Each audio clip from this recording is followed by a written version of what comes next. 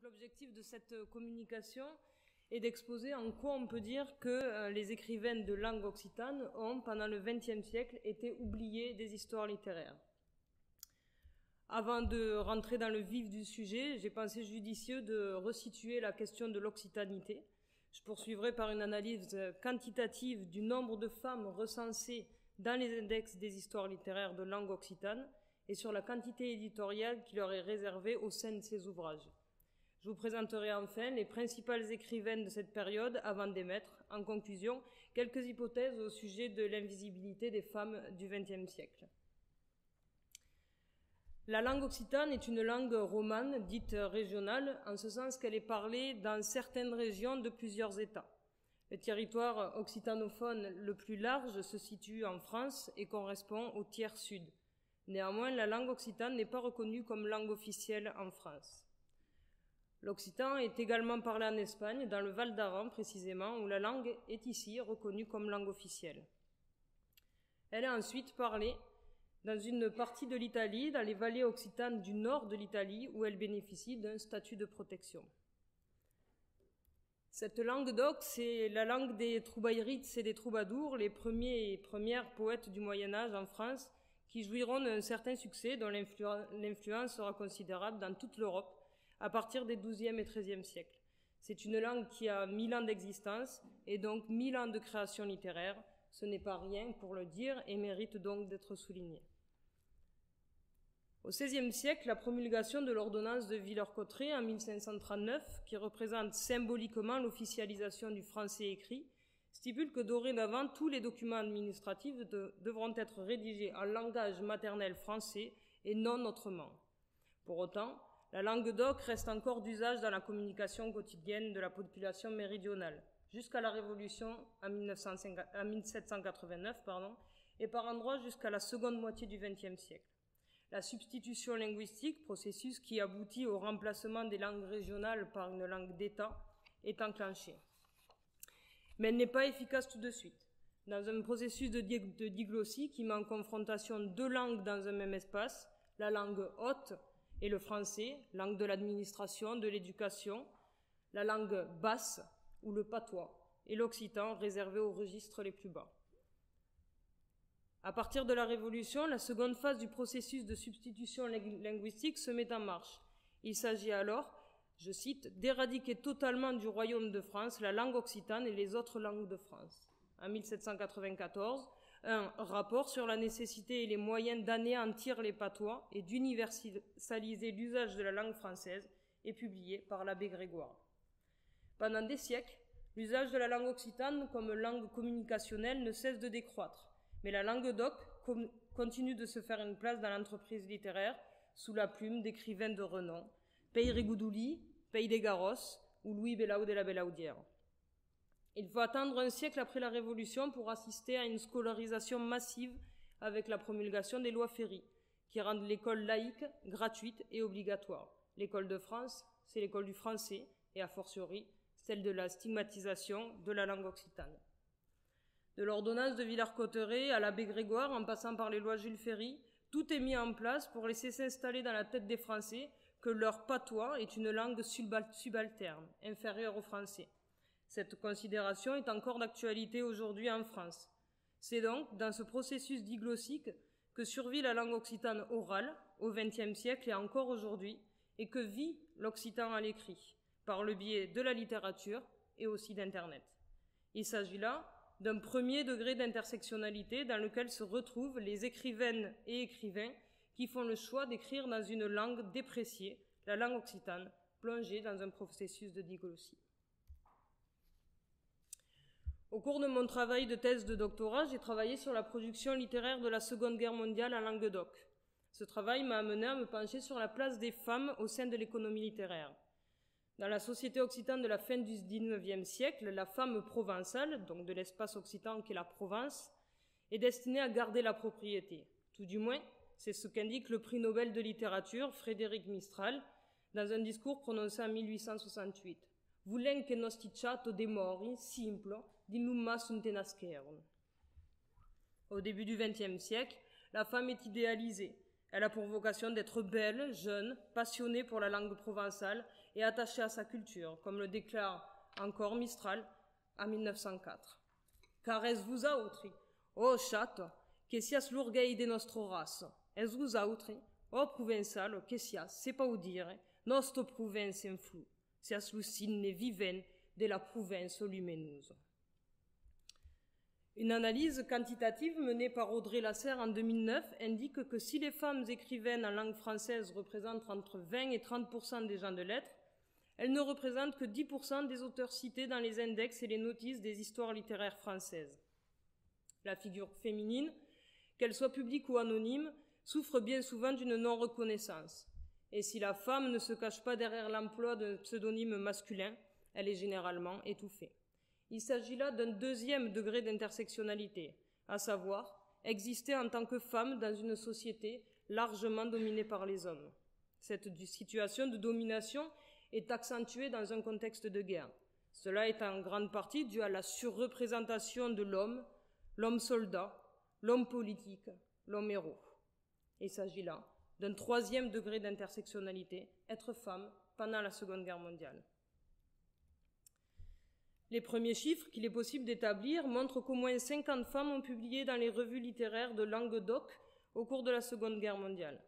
De l'autre côté, nous dénombrons 617 hommes.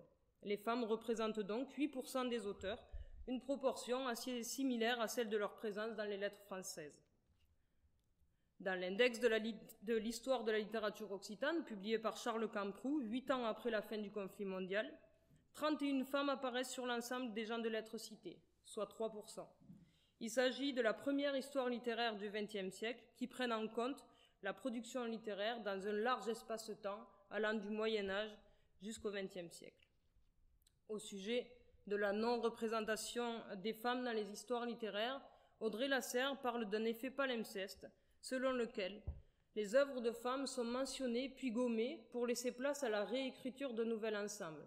Pour exemple, 31 romancières des années 50 sont rapidement abordées par un historien dans un chapitre de son histoire de la littérature, sous le titre programmatique de prolifération du roman féminin, et dont la majorité disparaît des histoires littéraires dès les années 70. Cet effet palimpseste se vérifie avec l'analyse indexique de la nouvelle histoire de la littérature occitane, publiée en 1970 par deux historiens de la littérature doc, Robert Laffont et Christian Anatole. Parmi les 879 auteurs d'expression française et occitane recensés dans l'index, on dénombre 23 femmes. Elles représentent donc 2,6% de l'ensemble des auteurs cités. En l'espace de 17 ans d'histoire littéraire de Languedoc, de 1953 à 1970, 8 femmes disparaissent et ne voient plus leur nom cité. 4 des 23 femmes citées dans cet ouvrage sont des auteurs d'expression française, réduisant les auteurs d'expression occitane à 19.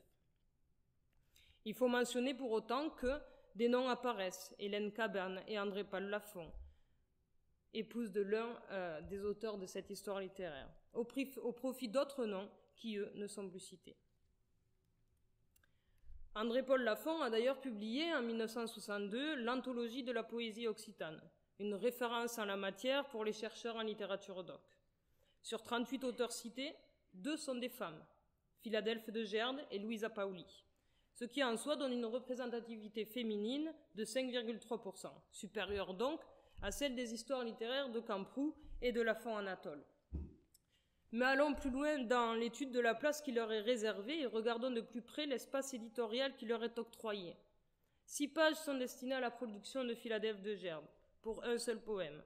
4 pages sont consacrées à celle de Louisa Pauli, pour 3 poèmes. Ce qui nous ramène à 10 pages au total pour la production féminine. Sur un total de 409 pages, André-Paul Laffont réserve donc à ses devancières un espace éditorial équivalent à 2,4% de l'économie de l'ouvrage, ce qui en somme nous semble peu, eu égard à la place qui est faite aux hommes. Dans l'histoire littéraire de Charles Camproux, parmi les 31 femmes écrivaines citées dans l'index, 18 ont participé à la création de l'histoire littéraire du XXe siècle et ont vécu la Seconde Guerre mondiale. Dans un cadre chronologique très large, allant des premières productions de Languedoc à l'époque médiévale jusqu'à l'après-guerre, si 18 de ces 31 femmes ont appartenu à la société du XXe siècle, seulement 12 d'entre elles représentent 8 siècles d'histoire littéraire.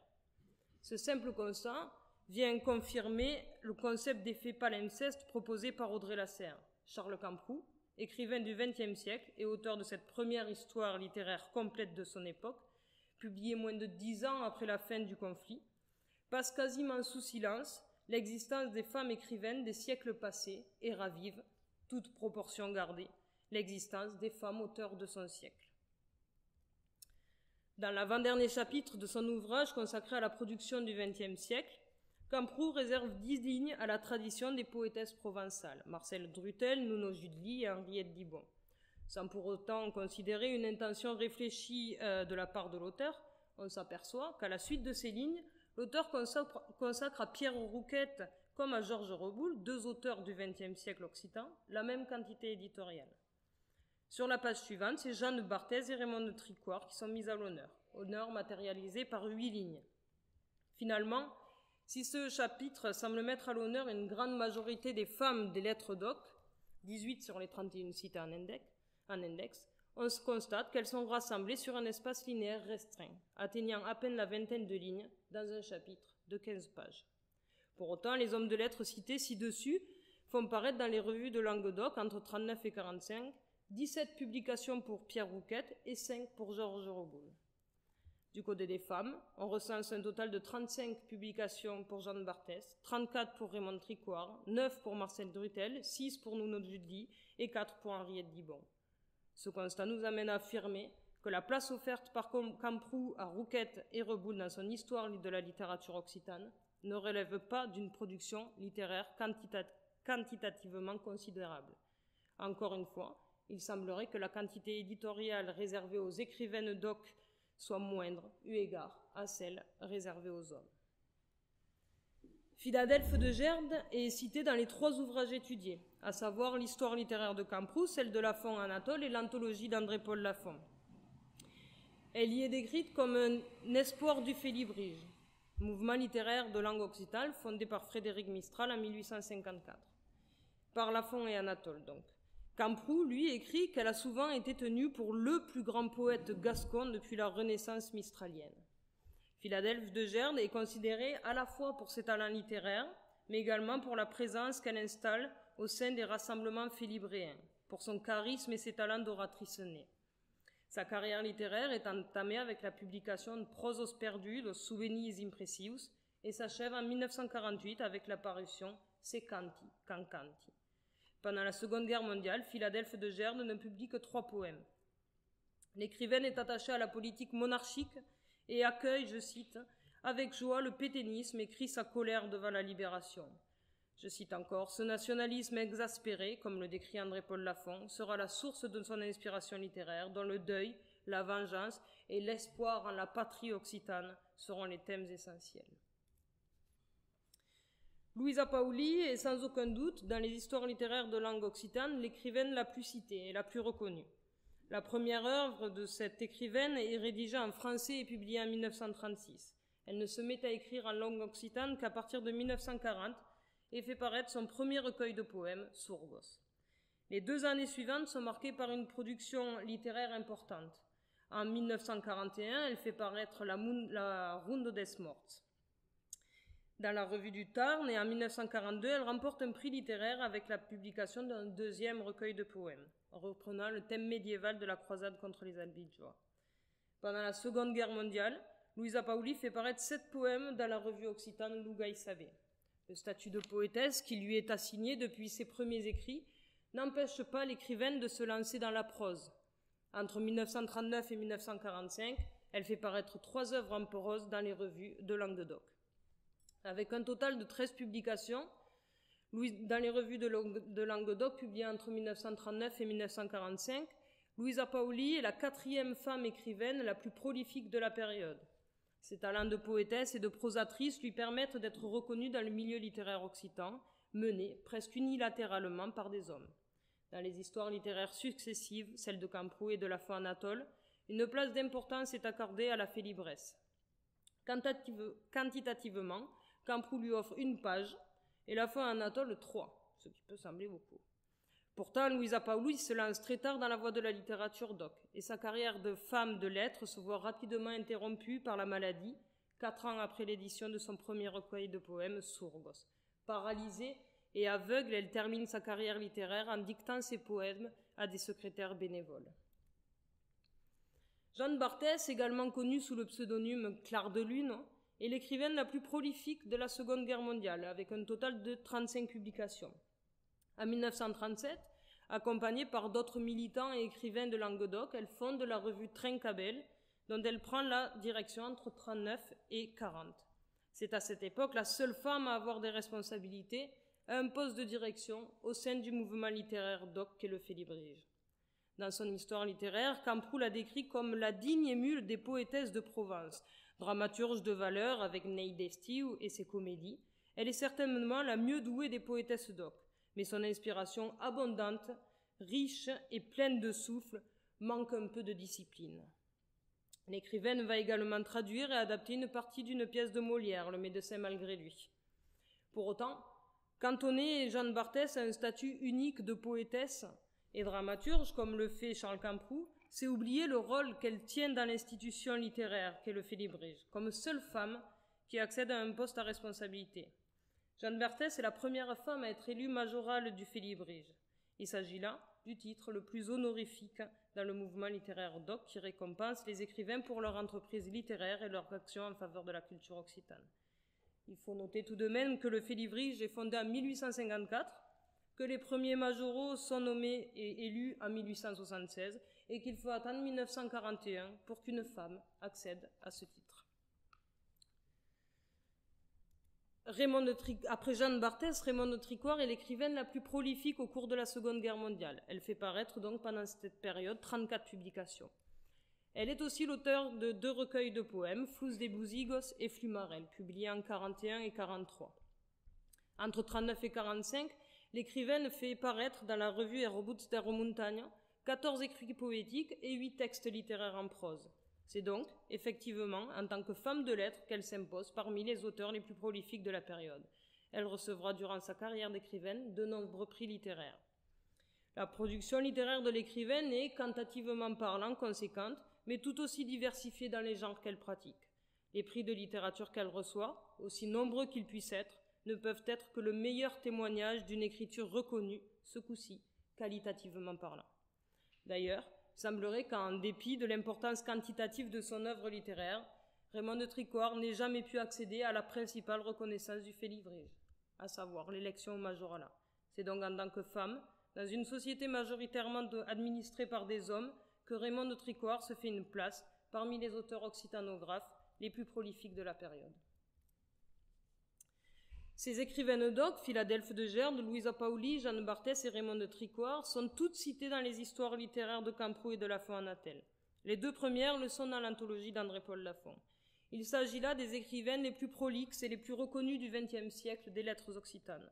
Pour autant, il faut relever que sur les 53 femmes qui écrivent et publient au cours de la Seconde Guerre mondiale, 29 semblent être complètement inexistantes aux yeux des historiens et des critiques de la littérature doc. L'absence marquante de ces femmes dans les ouvrages qui retracent l'histoire de la littérature occitane, allant des troubadours au XXe siècle, peut résulter de plusieurs faits. Le premier peut être lié à des restrictions matérielles qui amènent l'auteur et l'éditeur à faire un choix parmi les écrivains étudiés. Dans une société patriarcale, le choix se tourne donc majoritairement vers les hommes. Se perd ensuite un second choix, lié cette fois à la qualité littéraire des œuvres et auteurs présentés.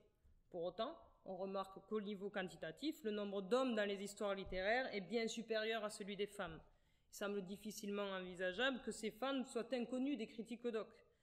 Peut-on alors considérer que leurs œuvres ne sont jugées comme étant d'assez bonne qualité aux yeux de l'historien de la littérature ?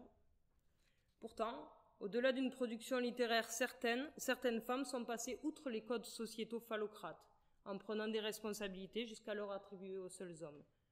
Nous l'avons vu, être femme dans une société largement dominée par les hommes pendant la Seconde Guerre mondiale, alors que la place de l'homme héros, l'homme soldat, l'homme politique n'est que renforcée dans un contexte de guerre, et écrire en langue doc, langue plongée dans un processus de diglossie, relève donc de 3 degrés d'intersectionnalité.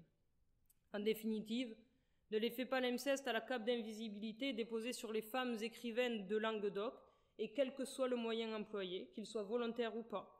Tout semble mis en œuvre pour que la littérature en bas bleu ne soit pas reconnue à sa juste valeur et en termes de quantité de production. À en croire les histoires littéraires et anthologies de langue occitane publiées au XXe siècle, il semblerait que seulement une poignée de femmes aient écrit pendant cette période. Nous retrouvons toujours les mêmes noms, alors que trop d'autres ne sont jamais mentionnés. Croire que les auteurs des histoires littéraires n'en avaient même pas connaissance. Or, nous le savons, les femmes écrivaines étaient bel et bien nombreuses. Mais pour terminer sur une note positive, la publication en 2019 du Florilège poétique des langues de France par Marie-Jeanne Verny et Norbert Paganelli, une anthologie poétique des XXe et XXIe siècles rassemblant des textes en alsacien, basque, breton, catalan, corse et occitan, semble renverser la tendance. En effet, sur 111 auteurs recensés, 26 sont des femmes, soit près de 24%. Pour chaque langue régionale dont il est question dans cette anthologie, les femmes sont représentées à minima à 13% pour la poésie en alsacien et à maxima à 40% pour la poésie en langue corse. Ce sera 22% de femmes pour les écrivains occitans recensés. Le travail qui incombe alors aux chercheuses et chercheurs actuels de la littérature occitane est de continuer de recenser, de valoriser, de promouvoir la littérature féminine du XXe siècle, trop souvent oubliée des histoires littéraires, et donc du grand public. Merci à vous.